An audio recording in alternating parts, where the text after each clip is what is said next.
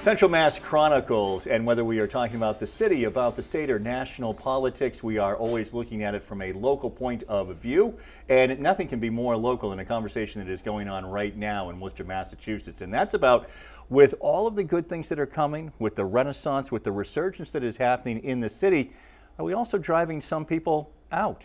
Gentrification. And Brendan, this is something that is being written about and talked about a lot more. Maybe this is a sign of progress that gentrification is being written about and talked about in the city of Worcester. Yeah, well, thanks for giving me the easy one, Hank. No, it's a conversation we need to be having. It's a conversation we probably should have been having all along. It's, you know, even in the region, we've got good examples. Say Somerville went through a massive wave of gentrification over the last 20 years or so. I think one of the troublesome parts, though, is with most of the examples we have of medium and large cities when it comes to displacement of folks, rapidly changing economies, we can only really dice them apart in the rearview mirror. It's really hard to map out how that should look in real time. One of the things I think Worcester has going for it is a lot of our development is centered downtown. And if you look at that 01608 zip code, you find very quickly that the population is relatively low. So the lowest in the city of any region in the city. So I think from a starting point, we can at least say that the displacement levels in that area would likely be lower than other parts of the city. The flip side of that, though, of course, is the people who are currently living in those areas are those that are going to be most vulnerable to displacement. I think what it really comes down to is, from whether you're a business owner, a politician, or just a resident of the city, having bigger, healthier conversations about the future of Worcester that we all want to see, and to make sure that the least amount of pain is imposed upon all of those members of the community, residents and businesses alike. And you know, Brad, picking up on a couple of things that Brendan was just talking about, one being that are we really displacing people? Because if we go back to just a year or 2 years ago, part of the conversation was well, we're going to create this neighborhood downtown, and people were pushing back and saying, you'll never get people to buy apartments downtown, you'll never have a neighborhood downtown, and it has been kind of this constant mantra of we need bodies, we need people to actually be walking around downtown. Now we're starting to get that, and it does seem to be some of this pushback about, well, how is that going to affect people who are, is gentrification also maybe part of who might come to the city to rent some of these, as well as what Brendan is talking about? Because it sure doesn't seem like we're pushing anybody out of the neighborhood. Yeah, well, it's really sort of hard to define what gentrification is, so I'm not even going to bother trying. But I will say it's probably a good thing when people invest capital in our city. It's probably a good thing when they make the buildings look better. And I think that capital will attract other people to come to the city. Does that mean that pushes anybody out? I don't know. If somebody was there, they see the opportunity to make more money because there's more capital flowing around the city. So I think it's moving in the right direction.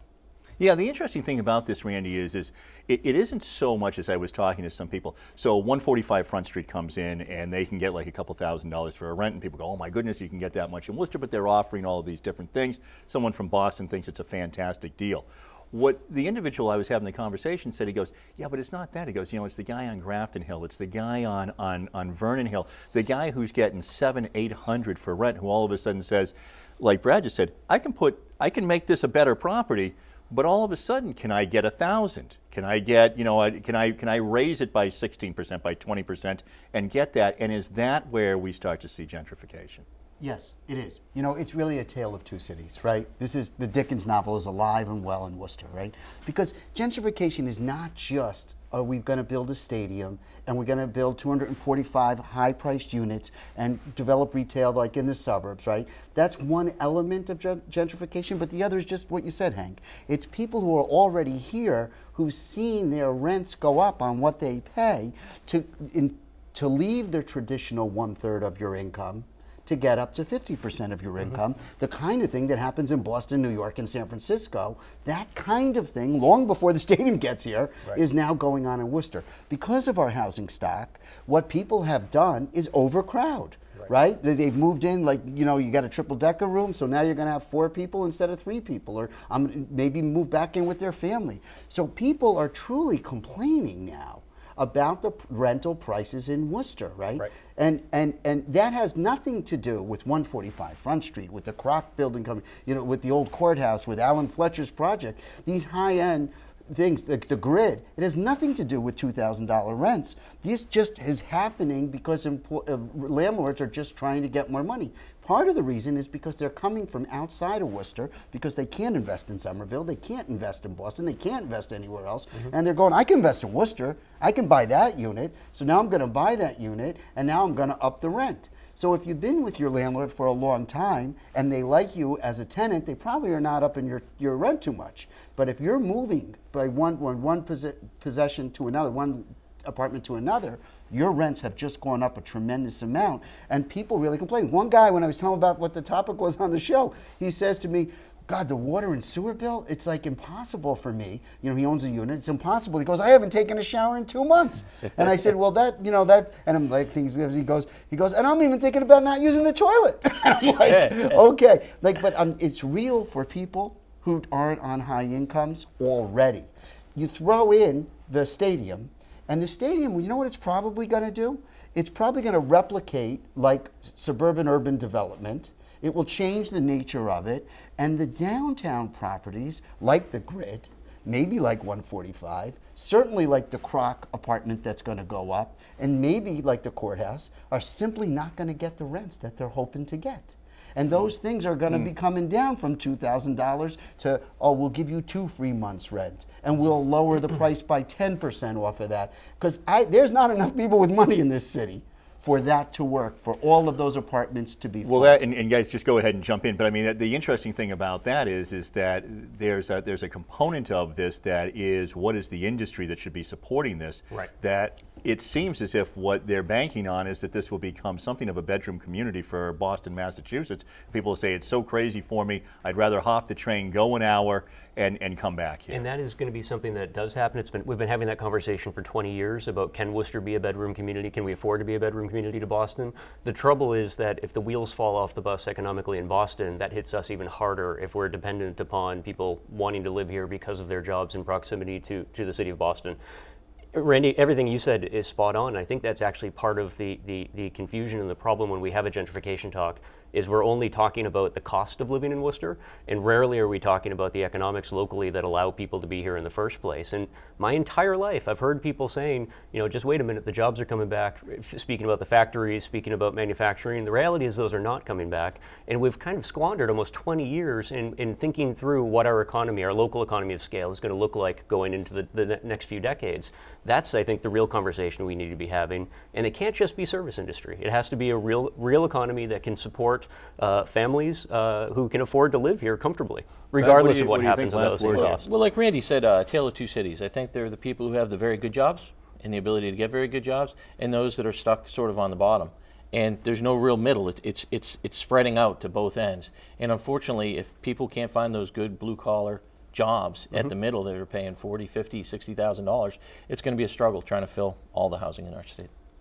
Much more to come right here on Central Mass Chronicles. As a matter of fact, coming up, we're going to talk about a legal case that has hit City Hall. Some are seeing it as another defeat for the city where they have to pay out some money. Some are saying, you know, there may be more to this story than meets the eye, and we'll talk about it straight ahead.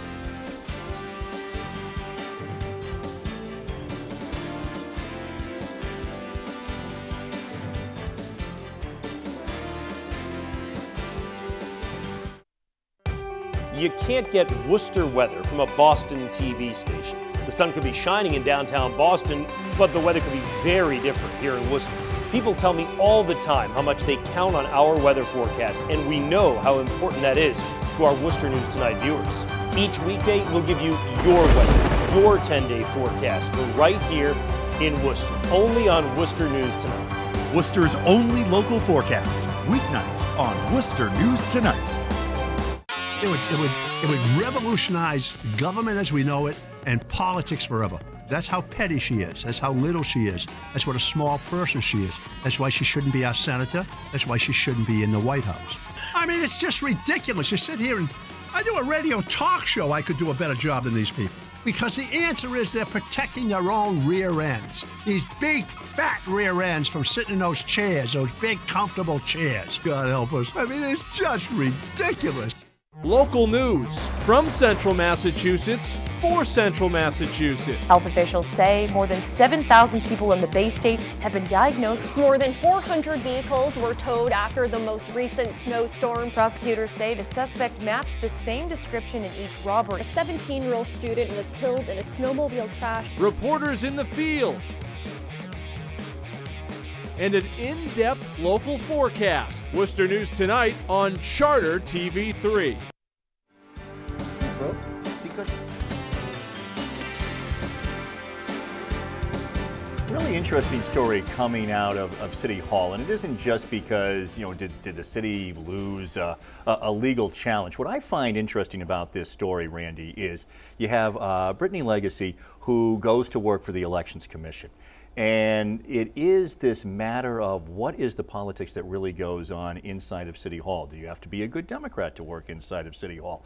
Do you have to be somebody who minds your P's and Q's? What is it, you know, what is it when you go over, what's the line that you step over about who it is that you support politically? To give people a little bit of background on this case, what happened was you had somebody who went and they were friends with Michael Gaffney. They go to a birthday party. I think there's some evidence that the birthday party, whether you thought it was just a birthday party or not, as is wont to happen when you're a political candidate, turns into some people are throwing, you know, some money at him for his run. And then ends up being not just a run to run for city council, but it ends up being a run for mayor as well. So now you're in the Elections Commission, you're linked with Michael Gaffney. He's running against Worcester Mayor Joe Petty. She ends up being fired. The judge has decided that it is reasonable to, and she has been awarded $53,000. It is reasonable with the settlement with the city. It's reasonable to assume that politics played a part in this. Is it reasonable to assume that politics continues to play a part in who gets hired and who gets fired? Because that seems to be part of the story as well. What do we know about this? The whole thing is fascinating, right? I want to concentrate on the legal part because I think people are misinterpreting the legal part, right? It's fascinating because David Rushford is a wonderful human being, very revered in the city, and been accused of caring more about politics than competency, right? He was the city clerk at the time. He said that Brittany was not performing her job correctly. Was not competent, right? And Brittany's defense, her lawyer's defense, was like, she's not the only incompetent person. Her bosses were also incompetent. They didn't get fired. So great defense, right? Judge Hillman, the federal court judge, is also an extremely highly respected person, right? Very well revered in our community, right? And what Judge Hillman found was that there's enough to continue on to defeat a motion for summary judgment. What people don't get about summary judgment is there a case here or not? That's all that, it's a fancy word for saying, is there a case or not? All Hillman did say was, there's enough talk about politics in City Hall that it could be true.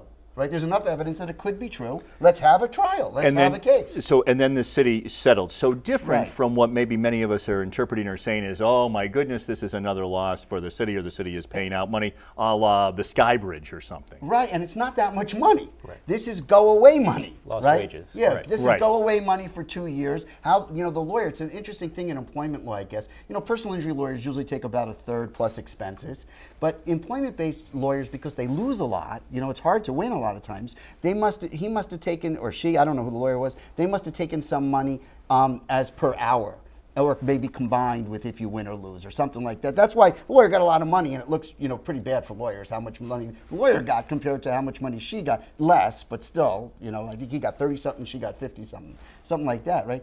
But that's go-away money. That's not like, oh yeah, you won. You're right, justice is on your side.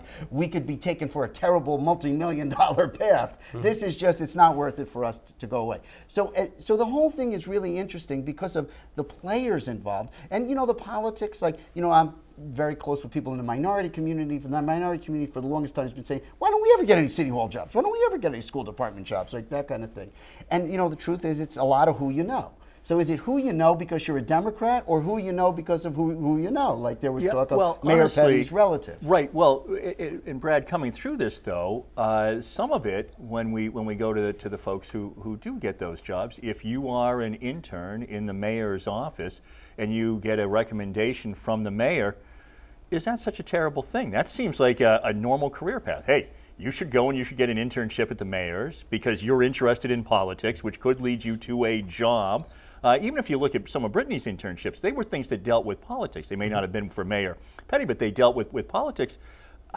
Is it that that's the way that you're getting a job and there's something wrong with that, or it just happens that people who have these jobs have those types of internships? In the private sector, I like personal recommendations. You know, when somebody says, hey, why don't you take a look at this guy? He's pretty smart, you know, or competent or whatever it is. So I do like personal recommendations, and I really don't see much wrong with that as long as there's no culture of corruption along the whole process where somebody's not buying a job or paying for a job or a quick quo pro, you know, on an election campaign donation or something to keep a job. And quite frankly, I've worked with the clerk's office, you know, with the Republican Party doing different things, and I've always had good luck getting my lists from the city of Worcester, never had a problem. And I don't know who the new fellow who helped is, but the person who was before, I think he went off to Russia and he watched some other election watching. He was phenomenal to work with, very efficient and everything else.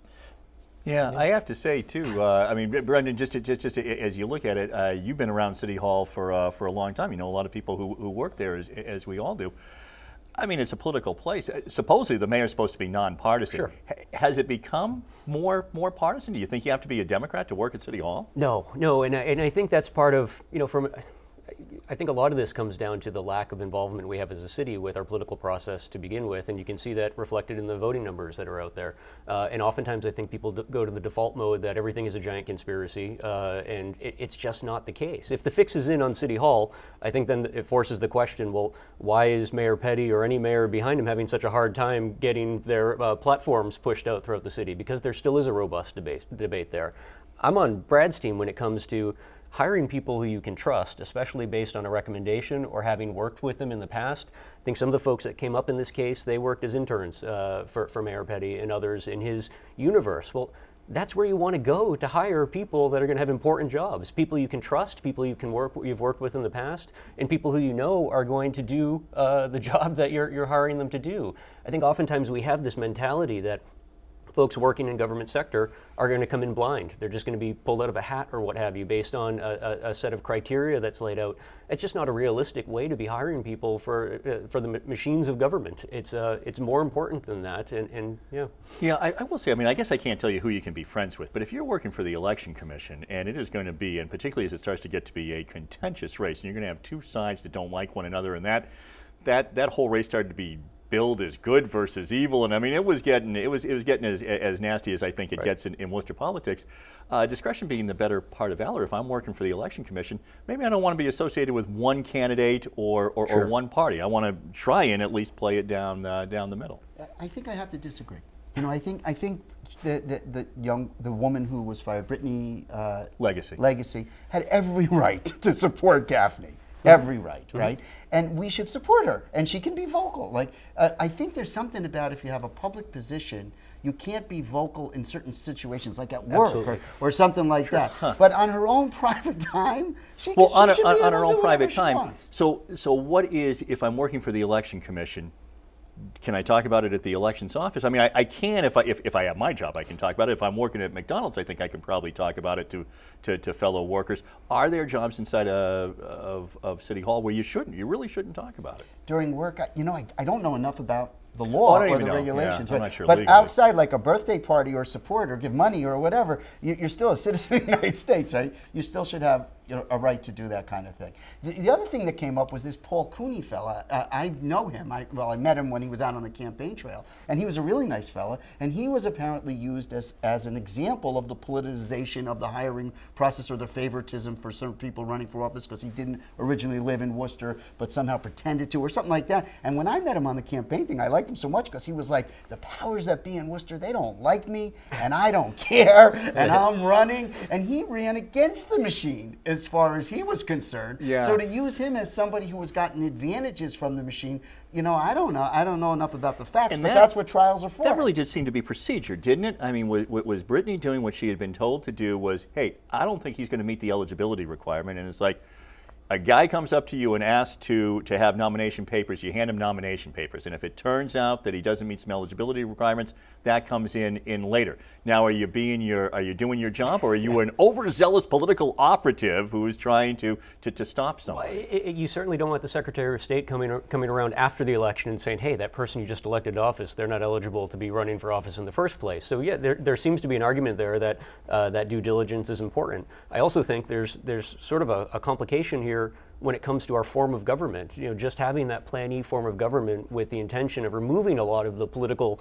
machinations out of City Hall is a very, I think, a good thing to support. But at the same time, as Randy was saying, you can't remove people's beliefs from that universe as well. People are still going to be political individuals, even though they might not, they shouldn't be bringing that into the office place.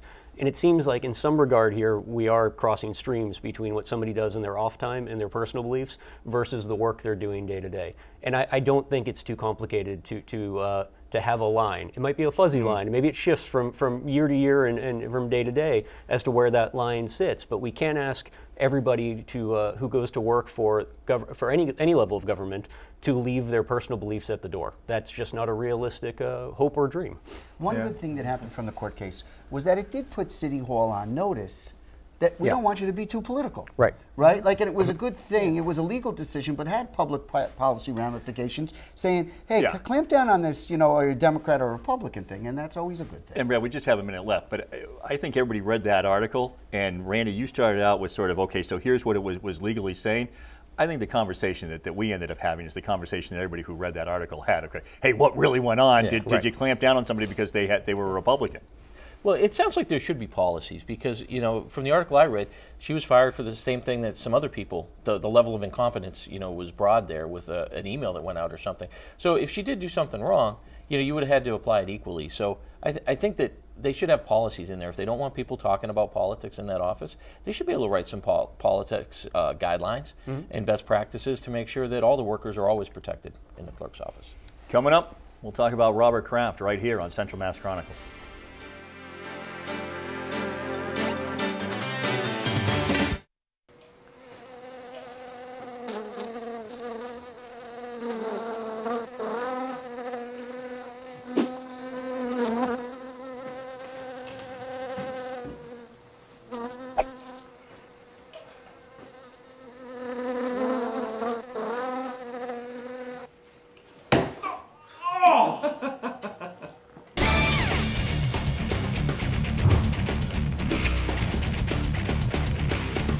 Charter TV3 and UMass Memorial Healthcare have teamed up to bring you the latest news and trends in healthcare. Health Watch, presented by UMass Memorial Healthcare, brings you the healthcare topics that are important to you. From stroke prevention to allergies, skincare to sports injury prevention, and nutrition to pregnancy, Health Watch at UMass Memorial Healthcare informs you on the issues that affect you on a daily basis. Health Watch on Charter TV3.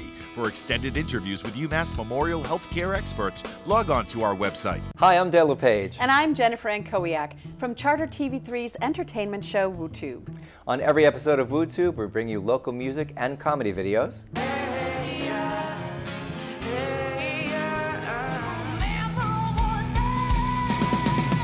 Our monthly interview segment with music and comedy venue owners and the best upcoming events in your area. It's Central New England's music and comedy videos. Plenty of events you'll want to attend and so many places you'll want to be. WooTube. Local news from Central Massachusetts for Central Massachusetts. Health officials say more than 7,000 people in the Bay State have been diagnosed. More than 400 vehicles were towed after the most recent snowstorm. Prosecutors say the suspect matched the same description in each robbery. A 17-year-old student was killed in a snowmobile crash. Reporters in the field. And an in-depth local forecast. Worcester News Tonight on Charter TV3.